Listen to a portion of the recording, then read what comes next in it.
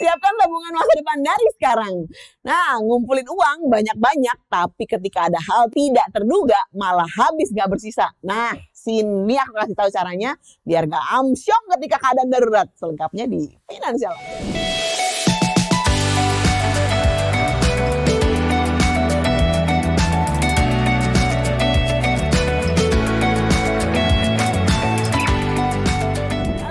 Gak sih dengar cerita pengalaman hidup orang yang semua uangnya habis karena kecelakaan? Wow, kayaknya banyak ya.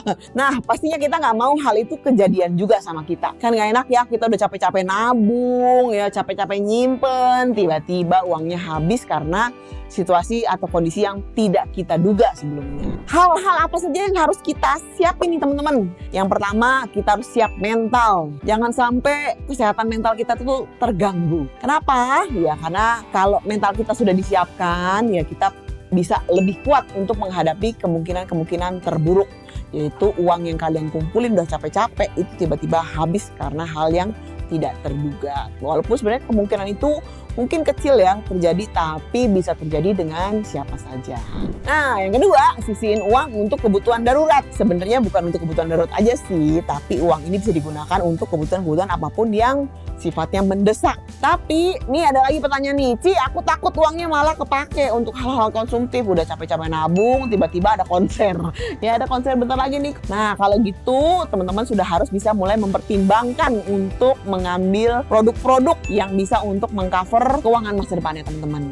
Ya, teman-teman sudah harus punya produk insurance apapun, mau itu BPJS kah, mau itu asuransi tradisional kah, kecelakaan ataupun apapun ya yang bisa untuk mengcover atau menjaga teman-teman sendiri. Kalau uangnya dibiarin aja pasti akan terasa mubazir juga ya. Kalau misalnya mau naruh di bank juga akhirnya apa terjadi? Ya bunga banknya, bunga tabungannya kecil juga. Bunga sama potongan administrasi, gedean potongan administrasinya.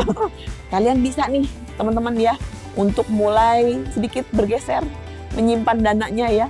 Pilih investasi atau pilih instrumen-instrumen investasi yang bunganya lebih menguntungkan tapi juga aman. Itu yang paling utama.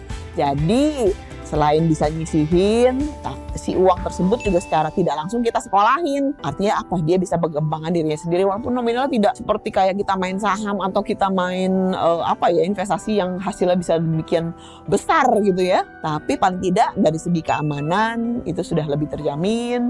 Terus bunganya juga di atas inflasi Indonesia, jadi tidak kegerus secara nilai. Nah, itu sudah lebih dari cukup nih teman-teman.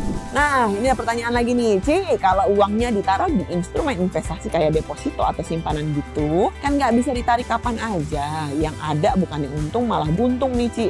Kalau diambil di tengah jalan nanti pasti kena penalti. Kalau kita nyimpennya di deposito, itu teman-teman sudah harus tahu sendiri ya. Kalau deposito itu kan sebenarnya adalah kontrak antara si nasabah dengan lembaga keuangan, di mana kontrak itu harus sesuai dengan perjanjian bersama, yaitu dalam bentuk bilet deposito. Ada tenor jatuh temponya, dengan di lock. Misalnya saya mau nyimpan deposito cuma 1 bulan, 3 bulan, 6 bulan, 1 tahun. Kalau teman-teman ngelihat ada kebutuhan, misalnya nyimpan depositonya ya ada yang 6 bulan, 2 bulan ke depan akan ada kebutuhan, berarti uang yang mau di deposito ada 50 juta. Maka yang disimpan tenornya panjang ya jangan semua. Misalnya 30 jutanya disimpannya baru untuk depositonya yang 6 bulan, 20 jutanya karena ditaruhnya di simpanan yang tenornya 1 bulanan, karena kan mau dipakai kan 2 bulan ke depan.